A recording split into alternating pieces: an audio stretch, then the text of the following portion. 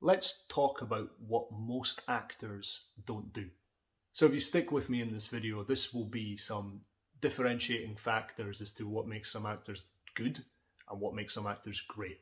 This is the parts that a lot of actors sleep on, they miss out on, they feel isn't important stuff, but actually it is the difference between them staying at a certain level as an actor and really elevating where they can go. Okay, so first on the list, things that most actors don't do is they just don't do the work.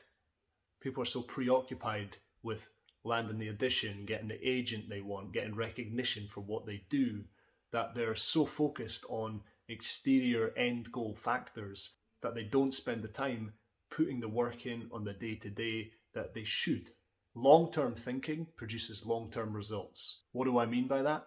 That the more practice you put into your acting craft, the more that you do voice exercises, imagination exercises, read books by amazing acting practitioners, go to acting classes, knowing yourself inside out as an actor, improving your skills and techniques and what you can do, the more you do those things, then the more that's going to compound over time to having an effect that when you do get the opportunities of those auditions, when you do want to get those agents that you want to get, when you get recognized for that performance that you put in, it's not because it's just been down to luck. It's because you put in the time and the effort and the hard work for it to pay off somewhere down the line.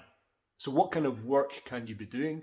I've mentioned a couple of them already, but really getting down to the nitty-gritty. Like, even if you are in your house, you can have a daily practice within your acting that you can go through.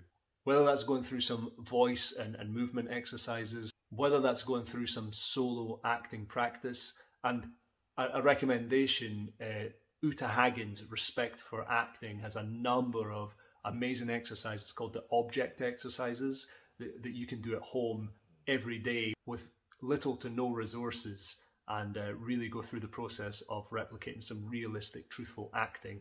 It's amazing. I highly recommend checking it out. But the more you do that as a practice on a day-to-day basis, the more you're going to improve your skills as an actor, obviously. And even if you don't have time for that, even if you've got really, really busy lives, if you just focus on improving 1% each day by picking up a book, by watching a film with truly great acting, all of that will have a huge effect if done for the long term over time. So also, when I'm talking about the work, I'm talking about the preparation work that goes into a character as well. Like, you've got to love the process and the journey of that.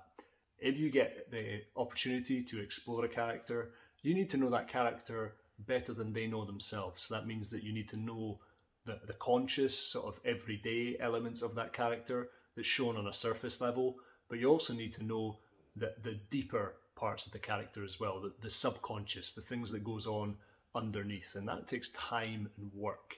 And the text, the script, is like a Bible to you, that you need to mine the script for as much clues and evidence as you can about the character. One really effective thing that you can do is ask yourself these three questions. What's everything the character says about themselves? What's everything that the other characters say about your character? And what does your character say about other people? And just making a list of these three things, already you start to touch on perhaps some of the subtext of what goes behind the words. You start to notice, my character said that, but actually I think they're maybe feeling this deep inside. And that alone takes an hour or so to go through that work. If you add into that, looking at the historical situation that your character's in, the cultural context, start to answer some questions about their life before we see them in the script, then already that's tons and tons of work to start to get through. And you have to find a way to love that. Am I saying you have to do it every single time? Well, ideally, if you land the job, absolutely, you're getting to that point. Obviously, for an audition situation, you don't have that luxury of the same time. And if you want some tips on how to prepare for an audition, I'll leave the link to the video. It should pop up like here or something, or maybe here. I don't know.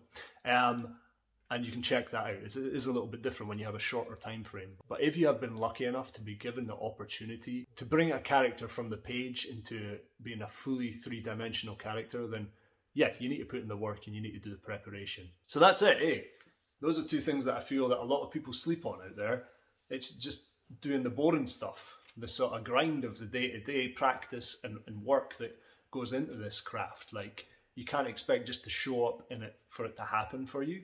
Like, put in the work and the rewards will come and the dividends will come somewhere down the line. It might not be today, it might not be tomorrow, it might be in 10 years' time, but get yourself a practice, love the journey, not the destination, and you'll do just fine. All right, thanks very much.